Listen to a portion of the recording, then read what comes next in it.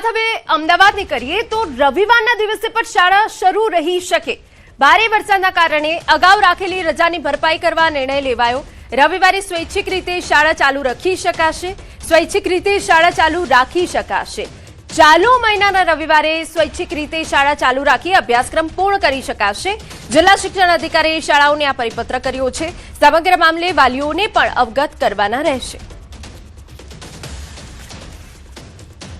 શાળાઓને સ્વૈચ્છિક રીતે વિદ્યાર્થીઓને વાલીઓને ખાસ કરીને આ બાબતે અવગત કરી શાળામાં જરૂરી જે વ્યવસ્થા છે એ પૂર્ણ કરી રવિવારના દિવસે પણ જો ઓગસ્ટ મહિનામાં અથવા તો એ પછીના મહિનામાં પણ જો શાળા ચાલુ રાખવી હોય તો રાખી શકશે। ખાસ કરીને એ પ્રકારે અમે આજે પત્ર કર્યો છે। સ્વૈચ્છિક રીતે વિદ્યાર્થીઓના શૈક્ષણિક હિતને ધ્યાને લઈ વિદ્યાર્થીઓની સલામતીને ધ્યાને લઈ શાળાઓએ પૂરેપૂરી વ્યવસ્થા કરવાની રહેશે અને ખાસ વિદ્યાર્થીઓની વાલીઓને આ બાબતે અવગત કરવાના રહેશે। અમદાવાદમાં સામાન્ય લોકોના રસોડા પર મોંઘવારીનો વધુ એક માર પડવાનું છે।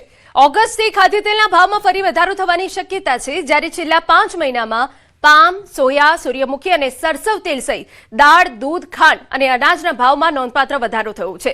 આંતરરાષ્ટ્રીય બજારમાં તેજી, આયાત ખર્ચમાં વધારો, ઈરાન ઇઝરાયલ તણાવ અને નબળા ચોમાસાના કારણે ભાવ ચડ્યા હોવાનું માનવામાં આવે છે।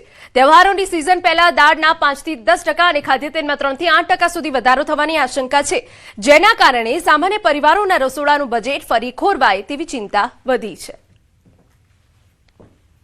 28મી ફેબ્રુઆરીએ દિવસ જ્યારે અમેરિકા અને ઈરાન વચ્ચે યુદ્ધ શરૂ થયું હતું અને 4 ઓગસ્ટ સુધી તેની જે અસર જોવા મળી એ દરેકના જનજીવન પર જોવા મળી। ખાંડ હોય, દૂધ હોય કે પછી ખાસ કરીને તમામ અનાજ હોય, દરેક વસ્તુઓના ભાવ વધી ગયા। મારી સાથે કરિયાણાની દુકાનના વેપારી છે, તેમની સાથે પણ વાતચીત કરવાનો પ્રયત્ન કરીશું।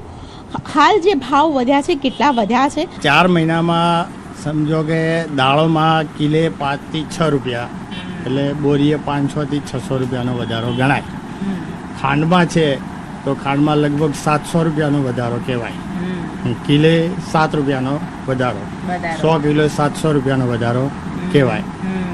અને બીજી ઘણી બી વસ્તુ જે છે કે ડિટર્જન્ટ પાવડર છે, સાબુ છે, શેમ્પૂ છે, એ જે બહારનું જે મટીરિયલ જે આવતું હોય પ્લાસ્ટિક છે એમાં બહુ ભાવ વધ્યા છે। સામાન્ય વેપારી જે હોય એને જે પબ્લિક મીડિયમ પબ્લિક હોય એને થોડું મોંઘું પડે, સમજાવવું પડે કે ભાઈ આ કેમ ભાવ વધી ગયા, તો ભાઈ ઉપરથી ભાવ વધ્યા એટલે ભાવ વધ્યા। તહેવારની સિઝનની અંદર જે ચીજ વસ્તુઓ ઘરે લેવાતી હોય તેમાં હાલ ભાવ વધારો સખત જોવા મળી રહ્યો છે। પરિણામે આવી રહ્યું છે ગૃહિણીઓની બજેટ ઉપર મોટી અસર હાલ જોવા મળી રહી છે। કેમેરા પર્સન ખેંગા રાઠોડ સાથે દીપિકા ખુમાણ, ન્યૂઝ 18 ગુજરાતી, અમદાવાદ। સુરેન્દ્રનગર શહેરમાં તાજેતરમાં વરસેલા ભારે વરસાદના કારણે અનેક રસ્તાઓનું ધોવાણ થઈ ગયું છે। શહેરના 80 foot road, junction road, Ratanpar સહિત અનેક વિસ્તારોમાં રસ્તાઓ સંપૂર્ણ ધોવાઈ જતા વાહન ચાલકો આ કમરતોડ રસ્તાથી ત્રાહિમામ પોકારી ઉઠ્યા છે। વરસાદે વિરામ લીધા બાદ હાલ બિસ્માર બનેલા રસ્તાઓ લોકો માટે આફત બની ગયા છે। મનપા તંત્ર દ્વારા રસ્તા પરના ખાડાના બુરાણમાં મસમોટા પથ્થરોનો ઉપયોગ કરવામાં આવતા વાહન ચાલકોને વધુ હાલાકીનો સામનો કરવાની નોબત આવી છે, જેને લઈ લોકોમાં મનપા તંત્ર સામે ભારોભાર રોષ જોવા મળી રહ્યો છે। હમણાંથી 2 વર્ષથી એટલો બધો ખરાબ થઈ ગયેલો છે કે વાહન મોટા નીકળે છે, સિટી બસ નીકળે છે, પણ આ લોકો 2 વર્ષથી અમે વારંવાર રજૂઆત કરવા છતાં પણ કઈ રોડનો નિરાકરણ નથી લાવતા અને 2-3 વખત ડમ્પર લાવીને ઓલા કાંકરા પાણીના મોટા નાખી દે છે। હવે પાણા નાખીને જતા રહે, પછી પાણા મોટા વાહન નીકળે એટલે ઉડીને સીધા અમારી દુકાન ઉપર આવે છે। બધી જગ્યાના રસ્તાઓ જે નવા જંકશન રોડ છે, જોરાવનગર, રતનપર 80 ફૂટ રોડ, બધી જગ્યાના રસ્તાઓ ધોવાણ થઈ ગયા છે અને ત્યાં સારા એવા ખાડા પડી ગયા છે, કપચી ઉખડી ગઈ છે, જેથી કરીને જે વાહન ચાલકો છે, જે 2 વ્હીલર છે, 4 વ્હીલર છે, એને હાંકવામાં તકલીફ પડે છે। તંત્રએ પાણી કાઢવા માટેની તમામ કામગીરી હાલમાં પૂર્ણ કરેલ છે। અમુક વિસ્તારોમાં જે થોડા ઘણા પાણી ભરાયેલા છે તેની પણ કામગીરી હાલમાં ચાલુ છે। અને જો રોડ રસ્તાની વાત કરીએ તો ધોવાયેલા રોડ રસ્તા ઉપર તાત્કાલિક ધોરણે મેટલિંગ નાખી અને રસ્તો મોટરેબલ કરવામાં આવેલ છે। સમાચારમાં આગળ વધીએ તો જૂનાગઢના માળિયા હાટીનાના શેરિયા ખાણમાં મારામારીની ઘટના બની। કચરો અને પશુનું છાણ હટાવવાના મુદ્દે થયેલા વિવાદમાં મારામારી થઈ હતી। આ દરમિયાન એક યુવકને બચાવવા જતા વૃદ્ધને ધક્કો લાગતા તેઓ નીચે પડી ગયા, ત્યારબાદ તેમનું શંકાસ્પદ મોત થયું હતું.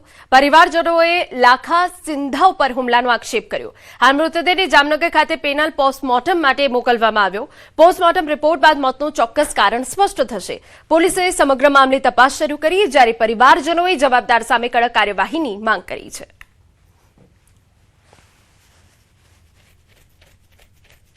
તો મારા મમ્મીને પણ મારી ગયેલ છે અને મારા કાકા એને પણ બચાવવામાં આવેલ છે. પછી મારા કાકાને ધક્કો મારવામાં આવી દીધો સાઈડમાં, પછી સાઈડમાં પડી ગયા અને તેમજ બેહોશ થઈ અને મૃત જાહેર થઈ. હવે માંગ તો એ છે કે જો આજે અમારી ઉપર જે બનાવ બન્યો એને રાબેતા મુજબ જે કોઈ કલમ હોય એ લગાડવામાં આવે. દેશભરમાં સ્વતંત્રતા પર્વની ઉજવણીને લઈ તૈયારીઓ તેજ બની રહી છે. પ્રધાનમંત્રી નરેન્દ્ર મોદીના આહવાન બાદ વર્ષ 2022થી શરૂ થયેલા હર ઘર તિરંગા અભિયાનને આ વર્ષે પણ ભવ્ય અને વ્યાપક બનાવવાના પ્રયાસો હાથ ધરાયા. 9 થી 13 ઓગસ્ટ દરમિયાન યોજાનારા અભિયાનના ભાગરૂપે અમદાવાદ શહેર ભાજપે મહત્વપૂર્ણ બેઠક યોજી. શહેર પ્રમુખ પ્રેરક શાહ અને અભિયાનના ઇન્ચાર્જ પ્રદીપ પરમારની અધ્યક્ષતામાં બેઠકના આ શહેરના પદાધિકારી, કોર્પોરેટર, ધારાસભ્યો ઉપસ્થિત રહ્યા. બેઠકમાં 10 ઓગસ્ટે ગાંધીનગર ખાતે યોજાનારી તિરંગા યાત્રામાં મોટી સંખ્યામાં કાર્યકરો, નાગરિકોની ભાગીદારી સુનિશ્ચિત કરવા તેમજ શહેરના 4000 બૂથ પર અભિયાનને અસરકારક રીતે પહોંચાડવા માટે રોડમેપ તૈયાર કરવામાં આવ્યો. તો હર ઘર તિરંગા અભિયાન માટે ભાજપે તૈયારીઓ તેજ કરી લીધી છે. આપને જણાવી દઈએ કે 13 ઓગસ્ટ સુધી હર ઘર તિરંગા અભિયાન ચાલવાનું છે. અમદાવાદ ભાજપે મહત્વપૂર્ણ બેઠક યોજી, જેમાં તમામ કોર્પોરેટર, પદાધિકારી હાજર રહ્યા હતા. 10 લાખ તિરંગા વિતરણનું અમદાવાદ ભાજપનું લક્ષ્ય છે.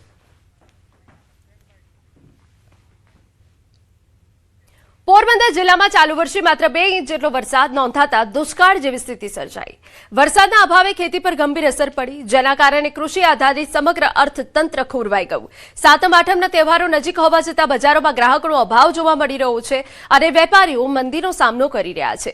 અનાજ કરિયાણાના વેપારીઓના મતે જો હજુ વરસાદ નહીં પડે તો સ્થિતિ વધુ વિકટ બનશે. જો આને પરિસ્થિતિ રહી કે વરસાદ નહીં આવે તો ખેડૂત તો 100% હેરાન છે. એની અમે ટોટલી વેપારી સમાજ, રિક્ષાવાળાથી માંડીને ગરીબ માણસો ને મોંઘવારી એટલી બધી વધી જાય કે તમે ન પૂછો વાત. આપણે ક્યાં ખાવા જવું ને એ જ વિચાર થાય. ભવિષ્યની અંદર આને પરિસ્થિતિ રહી તો તમારે માર ખૂબ થાય, વેપારીને કોઈક આપઘાત કરશે મોંઘવારીના હિસાબે. મોંઘવારી પણ બહુ ફાટી પડશે. તો આ તરફ વરસાદ ન પડતા કૃષિ પર નિર્ભર એવા એગ્રો બિઝનેસને પણ અસર પહોંચી છે. ખેડૂતો વાવણી કરી શકતા નથી, જેના કારણે ખાતર, બિયારણ અને કૃષિ દવાઓની માંગ પણ ઘટી ગઈ છે. વેપારીઓનું કહેવું છે કે આ સમય ધંધો પીક પર હોવો જોઈએ, પરંતુ વરસાદના અભાવે બજારો સુમસામ બન્યા છે. હવે આગામી દિવસોમાં સારો વરસાદ થાય તેવી આશા પર ખેડૂતો અને વેપારીઓની નજર મંડાઈ છે. ઓગસ્ટ મહિનો શરૂ થઈ ગયો છે. અત્યારે અમારી એકદમ સિઝન પિકઅપ ઉપર હોય.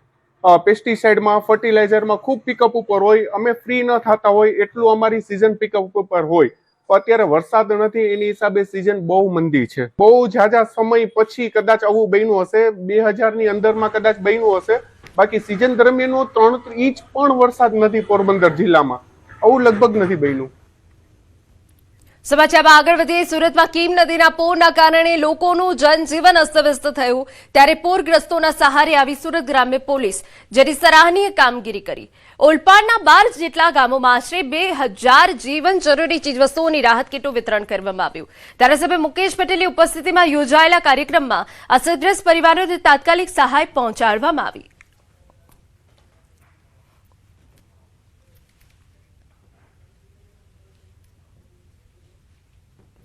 તમામ પ્રકારનું નુકસાનીનું સર્વે પણ થઈ ગયું હતું. સાથે સાથે આજે સુરત જિલ્લા પોલીસ તરફથી એક સરાહનીય કામગીરી કરવામાં આવી છે. જેટલા લગભગ 2000 જેટલા જે પરિવારો છે, એ 2000 જેટલા પરિવારોને અનાજની કીટ, એમાં લોટ, તેલ, ચોખા, આમ તમામ પ્રકારની સામગ્રીઓ આપીને એક સરાહનીય કામગીરી કરી છે. એટલે પોલીસ પણ આવા પૂર પીડિત લોકોના સહારે આવી છે, ત્યારે પોલીસને પણ અભિનંદન આપું છું. પોલીસે કાયદો અને વ્યવસ્થાની સાથે માનવ સેવાની પોતાની જવાબદારી પણ નિભાવી, તેથી લોકોએ પણ તેમની કામગીરીને બિરદાવી અભિનંદન પાઠવ્યા.